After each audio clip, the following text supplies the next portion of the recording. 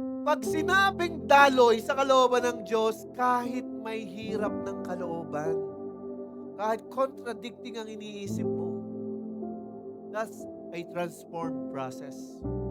Nababago ng tayo ng isipan. Amen? Kaya number one po na kailangan nating ma-recognize sa ating buhay, huwag mong biguin ang linggo mo na yung isang araw na hinihingi ng Lord na ibigay natin. Which is, how many days that God allow us to be blessed? 6 days. God prosper us in 6 days.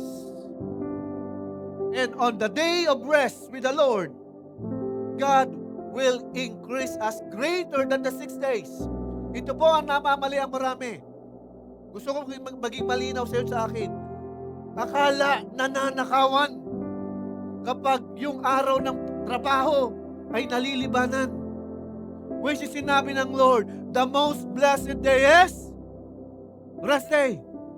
Sa lahat ng araw na ginawa ng Diyos, nilinaw niya ang pinagpapala niyang araw ay namamahinga siyang kasama ang kanyang nilikha. Tayo yon. Kaya hindi tayo nananakawan kung lumibang ka man ng araw ng linggo kung natapat na meron kang overtime.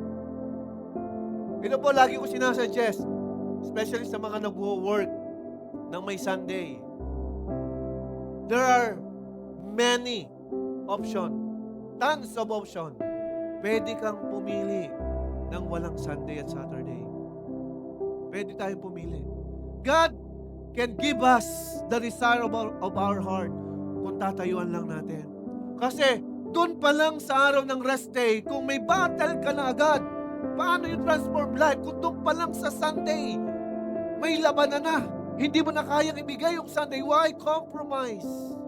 Kasi yung araw na dapat para sa Kanya ay hindi natin napapriority.